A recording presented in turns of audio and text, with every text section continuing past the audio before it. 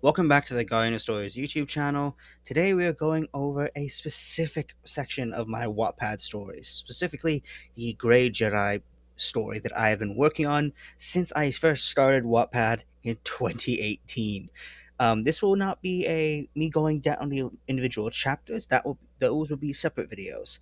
Today, rather, I'm going to be giving you some background information for the series, for this book, which also will have a prequel book. Without further ado, let's get into it.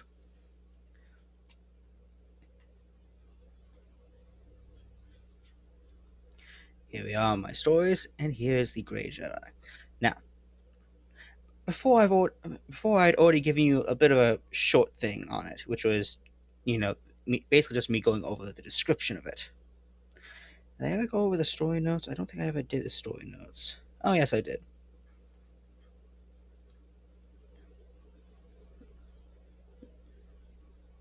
I think I'm doing this. This was like bloody months and years ago, I think. Eh. But I'll give you the more basic rundown of it. And here it is.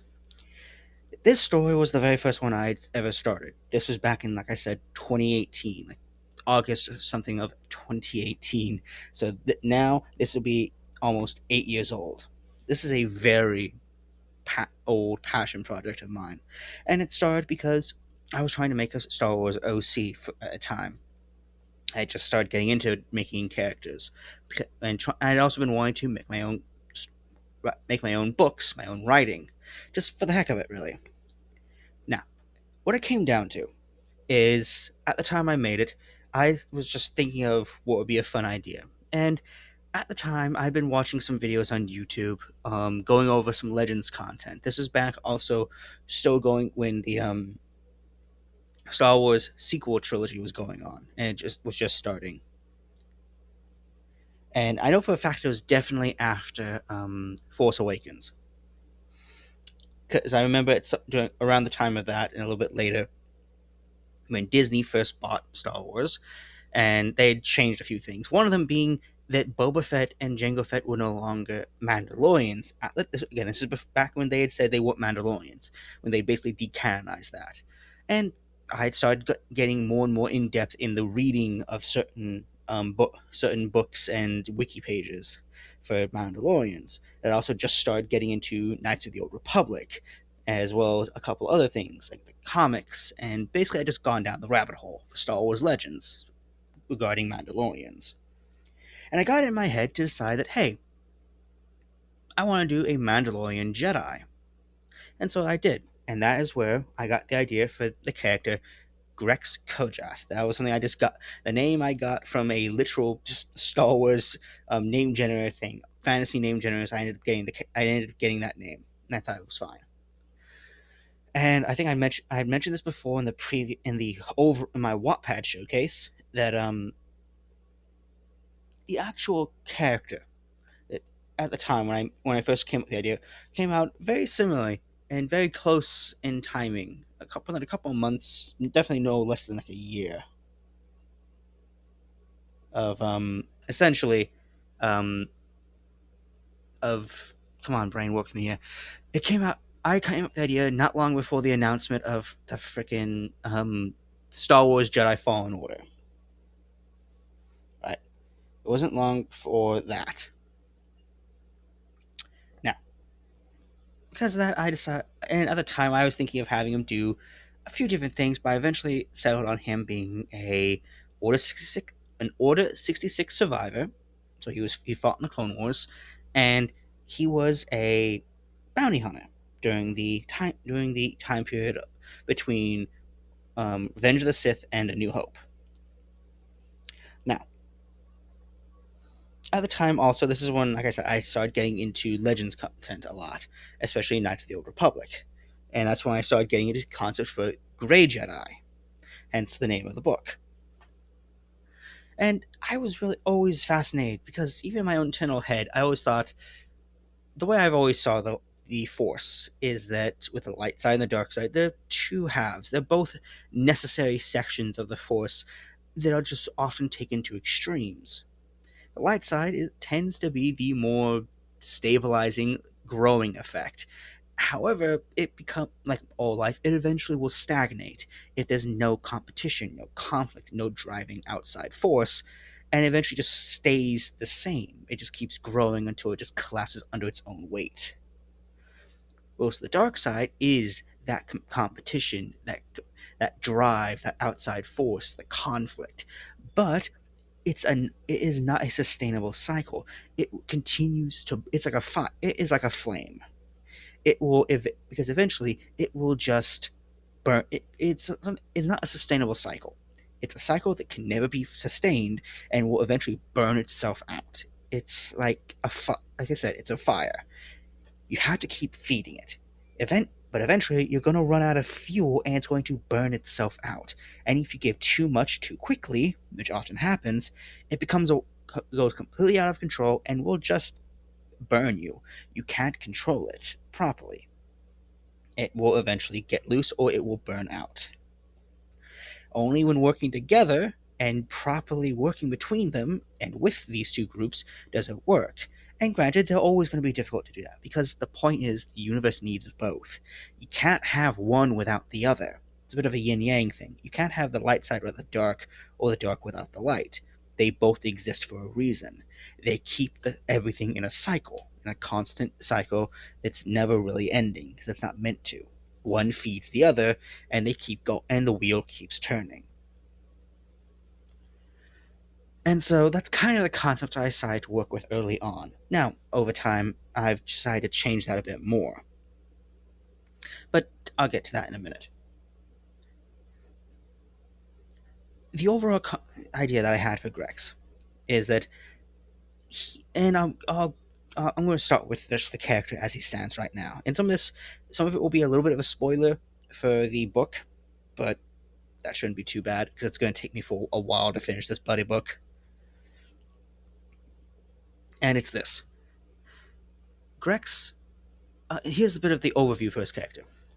Let me pull up this thing. I have notes on my phone for it.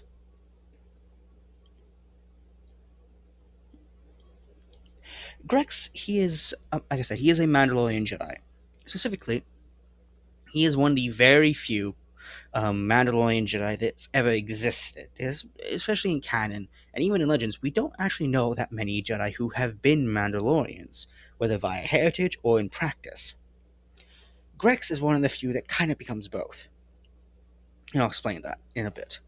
But that was what I decided to have him be. And mind you, he's not, in terms of Star Wars OCs, he is not special. I've made him, he is definitely a dime a dozen. I'm sure there's thousands upon thousands of Star Wars OCs who have very similar character ideas to him. He's not that special. Not in that regard, especially because he's Mandalorian. Um, but the whole point for him is that he himself is meant to be what I and let me explain how I make my characters to fit into stories and universes. Each and every one of them is meant to do something to either further expand upon plot points or into storylines and things that are present in a story but not heavily explored or explained or really fleshed out. So the reason I put my characters in is to expand and further explain and flesh out these aspects of a universe or a story. I never want them to take away from it. I want them to add on to it, to make it better, to make it more expansive, more flavorful, to add something to it, but never take away. That's how, and I don't like them taking away the limelight from the main character of a story, right? I don't like, as an example, I'm not the kind of person that makes my OC a Gary Stew. He is never, like an example in the story. I'm not gonna have him be the one. I'm not gonna have him take Luke's place and steal the story and be like, oh, what if it was my character instead of Luke Skywalker? No, I'm not doing that. I don't like those stories. I've never been a fan of them. They're boring. In my opinion, they are boring and not really that fun to read. Can they be done well? Sure. Can they be fun to read? Occasionally, but no, I don't like doing that. As such, I like my character to be a bit more reasonable and to fit into the fabric of whatever universe or story or series that I've added them to. I like them to fit in as seamlessly as I can, to make it as hard to differentiate them as being different from the overall storyline and from some of the characters, in the sense of I want them to feel as if they had always been there. And again, though again, primary purpose is to flesh certain things out. And Grex, he is meant to flesh out some of the more good and bad sections of not just being a Mandalorian, but especially being a Jedi, especially towards the end of the Order's lifetime. Now, he was Grex's overall story, right, is that he was born towards the in the latter days of the Republic. Specifically, specifically, he is born in the year 38 BBY. Now, this puts him, if I recall correctly, give me a bit of a moment. I'm trying to recall this properly because he'd be born. So basically, this puts him at about 6 years old, give or take. 6 years old, give or take, um, by the Battle of Naboo, during the not the Battle of Naboo, the Naboo crisis. So Phantom Menace. He's about 6 years old. Now, a bit more of an overview regarding regarding this guy. Here's a bit of an overview. I keep saying overview. I need to stop doing that. My apologies. But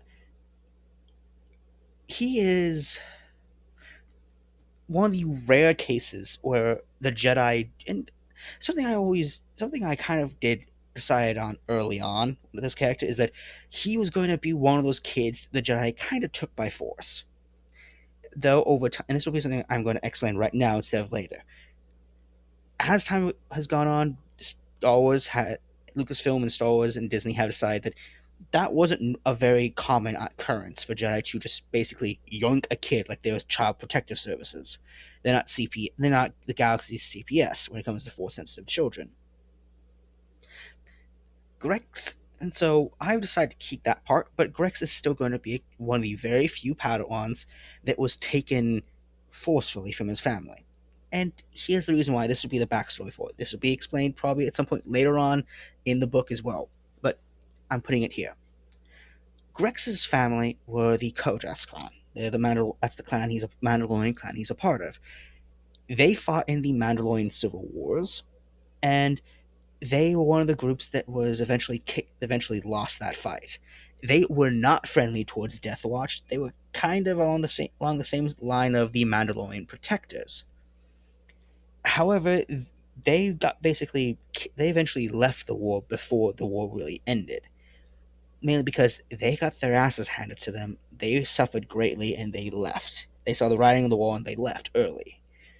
They weren't one of the die-hard groups. They didn't keep fighting to the very end. This was not like in Legends where they would have gone down during the Battle of Galadriel. No, they would have ended. They would have stopped fighting like a few years before that. And so, and this is going to be an important context. The actual timeline, especially in in the context of, say, Legends and even canon, the overall timeline for when the Mandalorian Wars Civil War is somewhere between like 41 and 39 BBY. And Grex is born 38. So he is born no more than at most 3 years after the end of that war, where Duchess Satine becomes the head of Mandalore, and the Mandalorians are still recovering. The Republic is still having to deal with the after effects. Jedi, everyone's still very much aware of the Mandalorians were badasses. They had a major civil war, and now they are restructuring vastly. But there's still quite a few Mandalorians in the galaxy at this point who are like who are like Jango Fett and Death Watch. There's still quite a few of them in the galaxy. A lot of these disenfranchised warrior groups and clans who are still kind of getting used to the new status quo, either being put on Concordia, joining the new Mandalorian Defense Force and the police force that's being reorganized under Duchess Satine, or just going about their own thing. Grex's family, his clan, are the latter group. They're the third group. They are in the galaxy still. They're bounty hunting. They're making a living best they can. This is, again, at most, Grex is born 3 years after the war. At the earliest, but that's the furthest. again, the rough timeline is between like 41 and 39. It's kind of, I can't remember exactly what it is, but there's like some overlap between certain sections of it, depending on legends or canon. So again, it's between 3 years and only 1 year. So this is still very fresh in everyone's mind. And so he is born on Coruscant, because what happens with him is that during the time after the war, now mind you, Grex is also, I also add this. This becomes important later. Grex is one of 5 children. He is one of 5 children born in his family. He's the youngest of the 5. Now, his father was hunting a bounty on Coruscant, and, well, said bounty decided, if I'm going down, I'm going to try and take you with me, and used a thermal detonator on himself. Grex's father managed to get far enough, managed to take a couple steps back so the blast didn't kill him, and his armor took most of the took the brunt of the damage, the burns, shrapnel, and impact. Problem is, Beskar armor or not, you still feel G-force and impacts. So he was sent flying and suffered quite a bit of internal damage. So he had like, internal bleeding. He had broken bones. He had severe concussion. He had to get rushed to Republic Hospital because he had to get rushed to by authorities to the Republic Hospital. Now he is a legal bounty hunter, so he's technically okay. And he was hunting down a very notorious criminal. I'll just go ahead and say here just for now, because I haven't actually fleshed this section of the story out. I'll just say he was a Black Sun gun runner. So decent bounty on his head. Family needs to eat. He's a Mandalorian. Hunts the Black Sun gun runner. Gets blown up for it. Now, because of this, he is kind of, well, he still has his emergency I'll say probably has emergency contact information. His wife, Grex's mother, shows up to the hospital to collect him and to check in on him because he is severely injured. Or she was waiting for him. He calls back, or she gets called by the hospital saying, "Your husband's in surgery. He's in a back to tank. He is not looking good. He's severely injured from getting blown up by a thermal detonator." She rushes to the hospital. She's very heavily pregnant. She's going to be a week or 2 out at most from labor. But when she arrives, the stress and the fear from seeing Rex's father, her husband, severely injured, she goes into labor. It induces labor a tiny bit early. So Grex is born in the hospital. This is important. This fact is very important, actually, for the whole story. One, because being born in a Republic hospital, here's a neat thing about Republic hospitals, especially on Coruscant. Every child is born is going to automatically be tested for midichlorian counts. I don't remember why I remember hearing this. This was years and years ago. But I think I remember looking it up. But most children in the Republic, especially on core worlds, are tested for midichlorian count. This is how Jedi get their list. Not just through the sensing with prophecy and all that stuff with the Force, but also because they have contracts with the Republic saying, hey, test children that are born.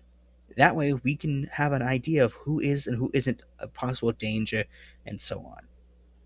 And again, part of the reason the Jedi are even allowed to ever take kids forcefully is because these are children with superpowers. Like, as an example, I'm going to bring up Legends continuity here with Darth Bane. When he was like 16, 18 years old, he killed his father. Granted, his father was horribly abusive. And YouTube, I apologize for saying this stuff, but whatever. Bane, when he was known as Decel, or Des, on the mining world of Patros, his father was horribly abusive. Nearly beat him to death one night. Bane, in his anger and rage and pain, used the constant thought of his father and focused on the idea of making him die and stop his heartbeat. And unconsciously, used the Force to physically stop his father's heart from beating and basically induced a heart attack that killed him.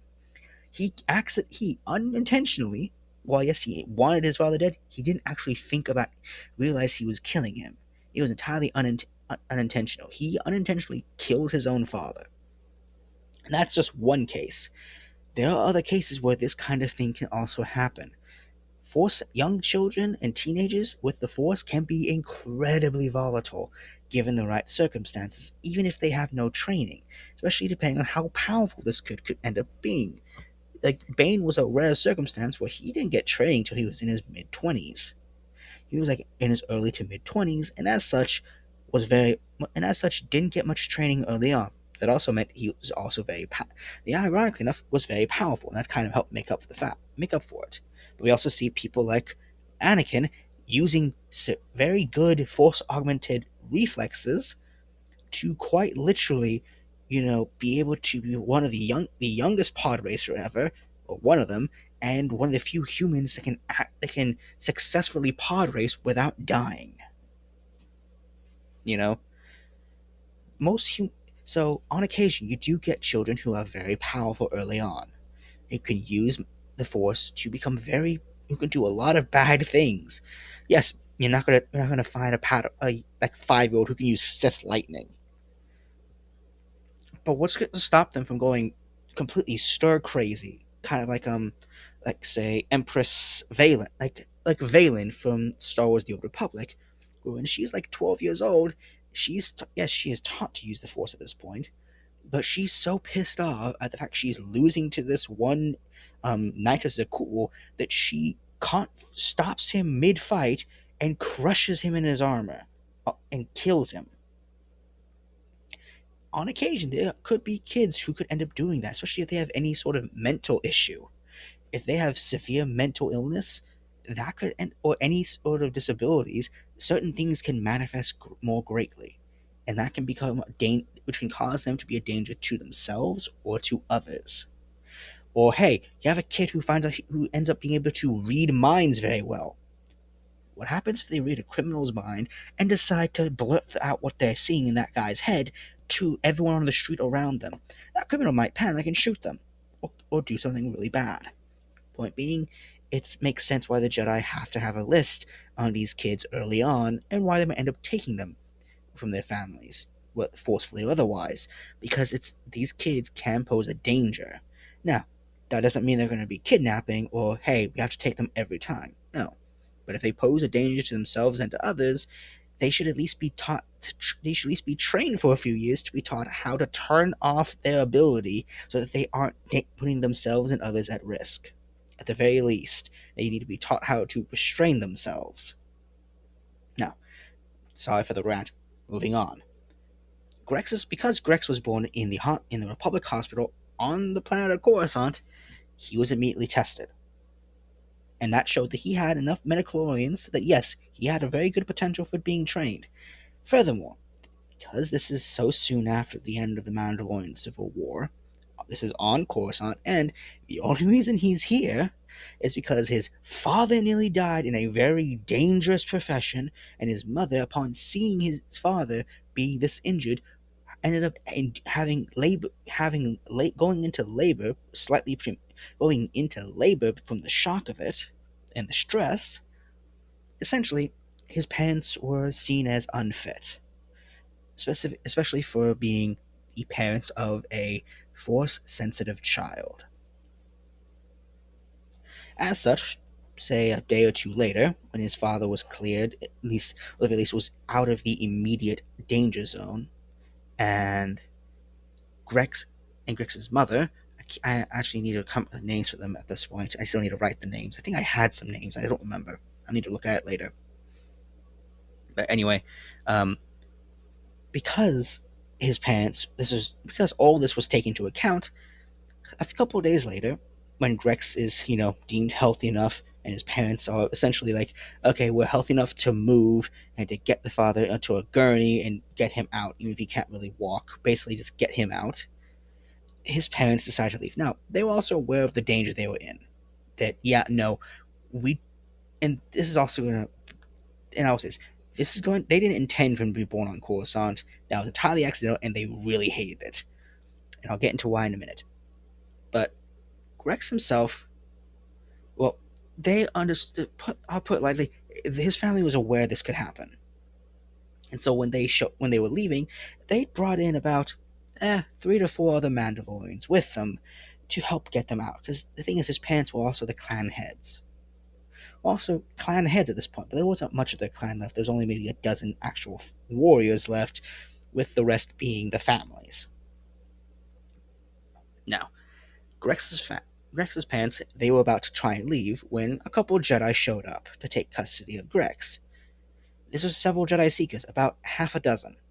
Half a dozen Jedi showed up because, again, this is right after the Civil War. These are obviously armed Mandalorians who are quite dangerous. So the Jedi kind of show up with several Jedi, with several knights saying, hey, you have two choices. Either one, stick around, or at least let one of us accompany you back to your compound, back to where you live, so that we can make sure Grex is living in a good environment and isn't going to grow up in the same circumstance as his father is normal obviously is, when live a very dangerous, risk-fueled life while having with the potential of being a powerful force user. Because, spoiler alert, that's kind of how really bad force users sometimes grow up.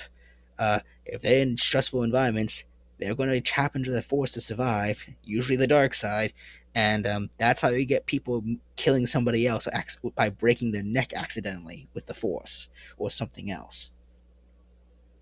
So, point being, they were worried that Grex, having a rather high midichlorian count, not like over 20,000 like frickin' Anakin, but easily over 10,000, um, then the Jedi were worried. And again, considering what his family, how the reason he was born was because father was blown up and mother, seeing the aftermath of that, was so stressed and worried she went into labor. They had good reason to believe that he wasn't going to be raised particularly well, or at the very least, this is not a conducive environment for healthy mental health and ability to restrain oneself from using the force to kill others. So they forcibly took custody of Grex.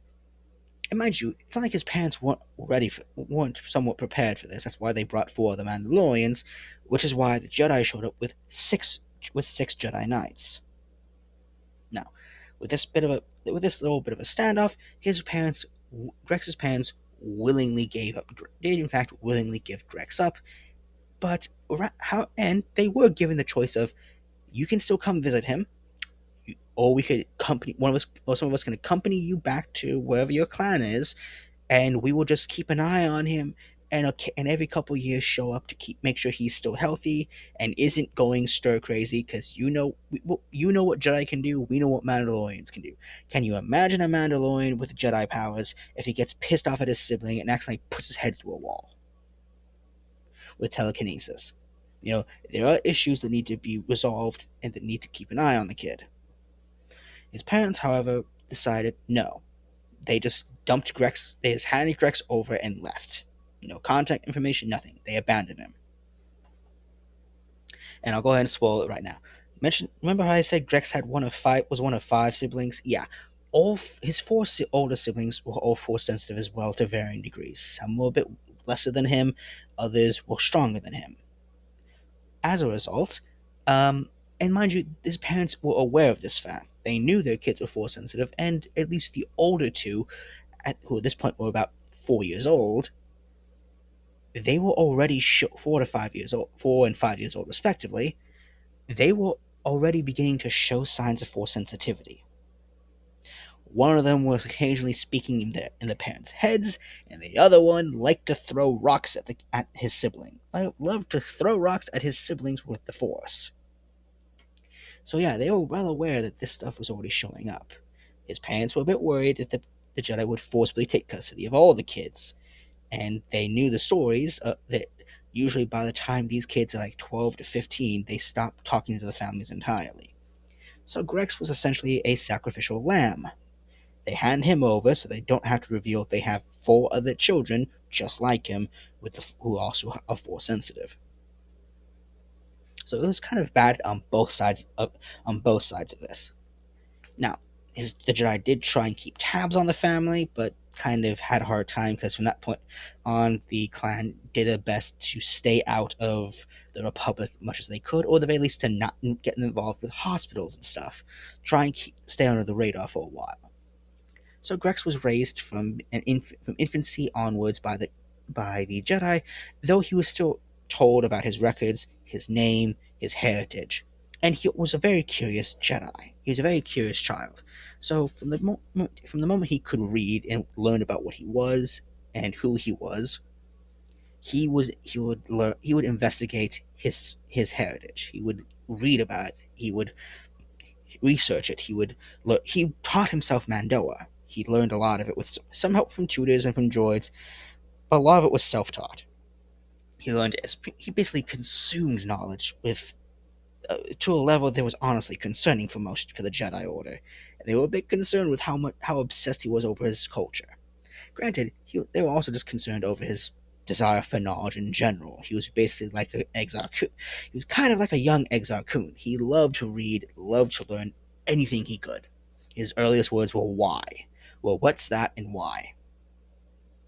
Those were his favorite things. What and why. He was very much a fan of who, what, when, where, and why. When, where, why, and how.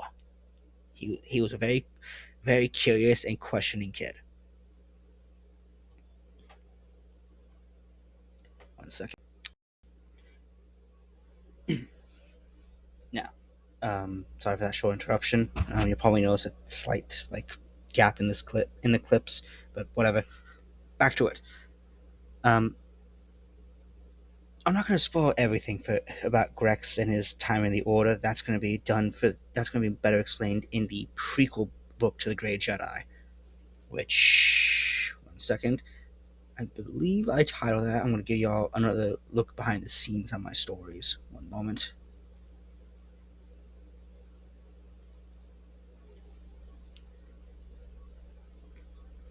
That's obviously going to be, referred to here. Click, you stupid thing. There we go. As Grex Kojast, A Clone Wars Tale. Again, art is not mine, something I got off Pinterest. I'm just using it as a placeholder for now until I can draw my own art and OCs. But yeah, so back to Grey Jedi. A lot of the stuff for his backstory is going to be better explained and put into more depth, and it's going to be explored in more depth in the Clone Wars tale. However, back again. It's just an overview for him. The thing with Grex is, like I said, he's very curious. He loves learning. He loved reading. He was one of those kids that he spent more time in the archives than almost any other Padawan, and was basically kicked out more than once by Jocasta Nu because he refused to leave and almost missed lessons, as well as he kept trying to get into sections he simply should not have been in. Now, this is not to say that he was someone that went into a lot of forbidden sections. While he wanted to, he was smart enough to know not to break the rules, because if he did, he'd just straight be banned. He did learn a lot of things, however, by the time he was picked as a Padawan by his master. I'll go ahead and give you a short thing on his master real quick, though again, a lot more is going to be put into the prequel book. His master was a Zabrak named Geston Kranu. Ironic enough, if you know my other, I believe that's the name. That is the name of my. That's going to be the same name as what my Star Wars: The Old Republic Jedi Consular character is, kind of based off of that. The gameplay character, not the character in the book. I'll be writing about. Geston Kranu, he's a Jedi Master. He's a Jedi Master who originally was a Jedi Guardian, but eventually switched over to being a Jedi Consulate due to some stuff in his past. That will be explained later on. That'll be explained in the Clone Wars tale. Some of it might be mentioned in Grey Jedi, but it won't be mentioned in this video. Now, before becoming that, though, he did a lot. He read up a lot, and I would say that there was definitely some tension given how he was brought into the Order, as well as just about him being a Mandalorian in general. A lot of people were very worried about him and had their eyes on him. Eventually, however, because of his sheer thirst for knowledge, he decided he'd be a consular and just because he wanted to learn more. That's not to say he was not martially inclined. He still was, especially when he learned how martial the Mandalorians were. He began to kind of take in some of their things. He liked the idea of the raison d'être. He loved to look to try and kind of live by it best as he could. He loved learning about the traditions, the tales, and everything he could that the Jedi had. Though he was also frustrated with how much what he seemingly was missing. Now, again, he didn't just look at the Mandalore his time at stuff regarding Mandalore and the Mandalorian people. He also read a lot of other things. He loved to learn more about the Force. He loved learning about lightsaber combat. He also loved learning languages. By the start of the Clone Wars, as an example, he knew several languages. He was fluent in multiple languages. Obviously, he was very fluent in Galactic Basic. That's he's native speaker on that. Everyone knew it. He also learned mostly from being self-taught, as well as from being tutored by protocol droids at the temple, how to speak Mandoa, which is the language of the Mandalorians. However, he had a very obvious accent, specifically a very obvious Coruscant accent, because again he's born and raised on Coruscant, so he had a very clear accent, though he spoke it beautifully and very fluently. There was a handful of words he didn't know, but that's because a lot of these words were simply ones he just never encountered. But he was very good with it. He also was pretty fluent in Shriwook, though he was not a native speaker by any means, and there were still quite a few phrases and words and sentences that he couldn't string together, especially because he simply couldn't make all the sounds for Shriwook, though he could understand it pretty well. He knew binary, which is, for droids, so he knew that pretty well. So similar to Luke and Anakin, he knew how to speak to droids. So that right there is three without even counting Galactic Basic. Binary, Shuriwook, which is the Wookiee language, and Mandora. And he was passable with Hutties, which, Hutt speak. He knew some words, though he was not fluent. Same with some languages like Hutt, like the Twi'lek language, and a few other languages. He knew a couple words or phrases here and there, but it was very obvious he picked certain things based off of interest. With the Hutties one being mostly just being quite a few groups in the Outer Rim knew Hutties, so figured that's something good you should probably learn. From a very young age, especially once he was picked as a Padawan, he was very good at training. He didn't sleep very much. He tended to meditate more, and most of his days were spent training, researching, or meditating in that order. Especially after he was picked as a Padawan, and as a Padawan, he was very studious. He very much listened, though he also had his own ideas on things. He primarily practiced Form 6, Niman, which was common for consulars, though the way I decided to have him do it is that he is not the standard diplomat or healer or scholar's Niman. And this is due to the influence of his master. Rather than use Niman as I'm just going to use this because I can't be bothered to learn the other lightsaber forms, he hybridized Niman with the other forms in a way as a way to basically master each of the previous forms. He used Niman as the sort of glue to learn all the other five with a healthy mixture of the Force. So rather than simply use it to learn the other forms and to basically use it as its own singular freeform style, he used it as the foundation to create his own hybridized style, his own regular style, using the other five and essentially try and master them to the best he could. With Niman being the foundation, obviously going to master that first, so they could then use it to do the same for the others. Because Form 6 is a hybrid form that incorporates elements of the previous five. That was the whole point of it. And that was mostly because of his master, who before becoming a consular and switching over to that, for his duties and responsibility and all that, and his choice of interest and research, he rose to the rank of a Jedi Blade Master, meaning he was very skilled with a lightsaber.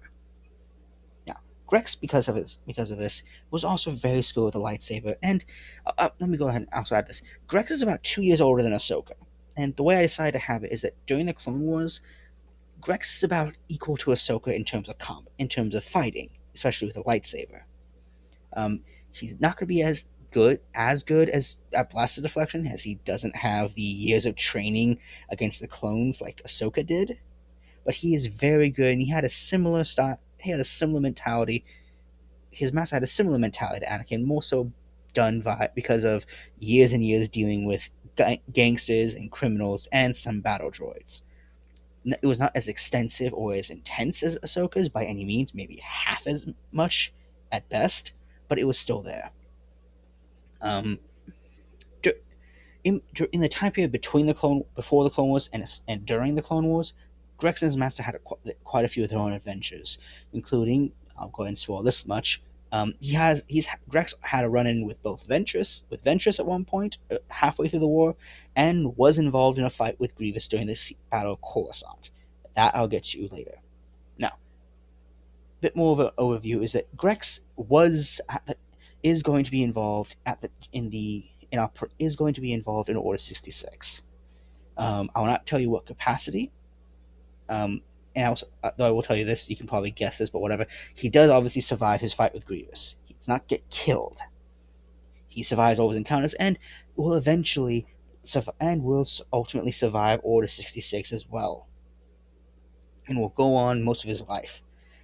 He will definitely meet a specific clone that's already been mentioned in these chapters, a clone from the Republic Commando games, actually, Sev, who was on Kashyyyk.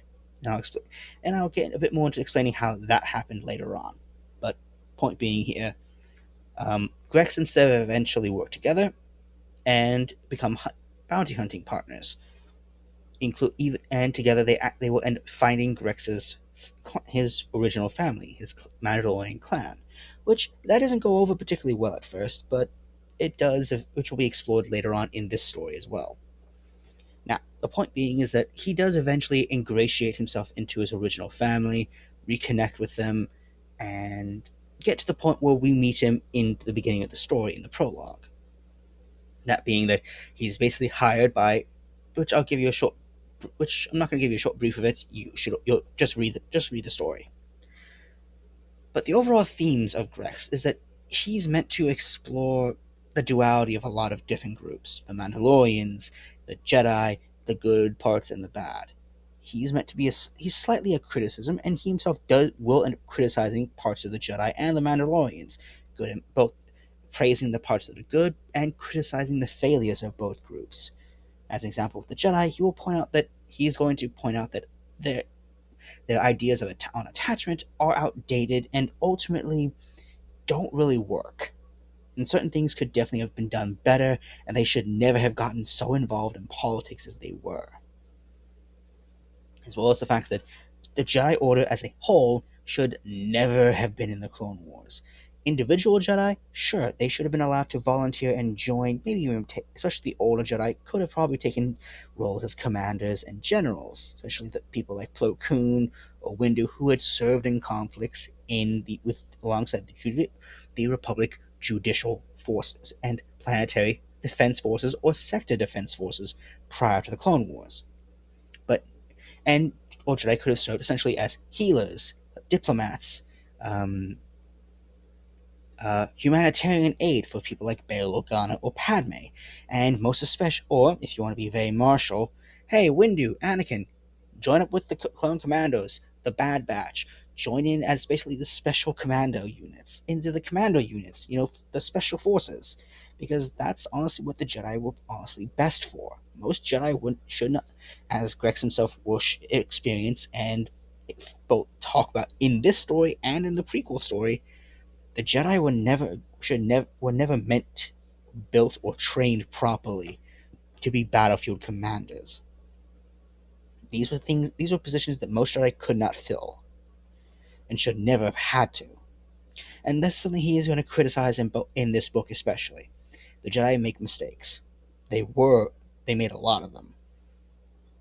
But he's going to criticize the Mandalorians as well. With one of the big criticisms is that the Mandalorians never get along, and they're too, just like the Jedi, they're traditionalists. They stick too much to their warrior past and nature that they don't manage to adapt properly to a lot of changing times. And really, the biggest problem the Mandalorians have is they either they aren't unified, and when they are unified, they pick fights with people that they have no business fighting. They get involved in things they shouldn't. They pick fights and they refuse to fight or to fall back or retreat or anything like that. They always get involved in things where it's just not the smartest thing to do. Now, the Grey Jedi overall, I'm still writing it. I've said this before in the previous video. It's not well planned. I'm kind of going as I write. I have some basic ideas for certain events that I want to happen in the book, but even in my own head, I don't know if I'm going to end this. If this book, the ending of this book, will be the ending for Grex, or if I'll end up doing a second book as well. I'm kind of just right until I get to a point where I think it's okay. Um, and from really we'll see where that goes from where everything goes from that point forward. But that's but the big thing for Grex is he's meant to be a slight criticism as well as just an idea of exploring different things in Star Wars. He will criticize and explore the parts of the Jedi and the Mandalorians, both good and bad, and also learn to experience the different aspects of the Force and how I think a former Jedi would navigate the galaxy with this, and while having to deal with these problems, the Empire, and everything else. Is going to be That's what the point of him is. That's what he'll be doing in the series and in this particular book and the wider series as a whole. Um, and yeah, that's I'm gonna go ahead and say that's where I'm gonna end this video here. That's where I'm gonna end the video. That's my overview of my Star Wars OC, Grex Kojast. He's the Mandalorian Jedi, one of the very, very few. And so, yeah, that's my that's my overview for him. Actually, did I ever? One second, let me check the thing. I know I'm going into this like this. I'm trying to remember if I ever. Nope. I know I ended up making a picture. This is another picture. Again, not my own art, something I picked off Pinterest. This is kind of an idea of what I would have had his armor look like. Yes, it looks very different, but this is the best I could come up with. I found a bunch of other different armors, and I think I'll probably see if I can one get a proper a more normal looking Mandalorian armor made for him, or see if I can either get it drawn or something. I'll figure it out. But for now, that was the picture I'm going to be using for him. At least for now. That was for no. Where is it? It's here. 1 second. I'll be using this for a thumbnail. Wait, nope. Visual search.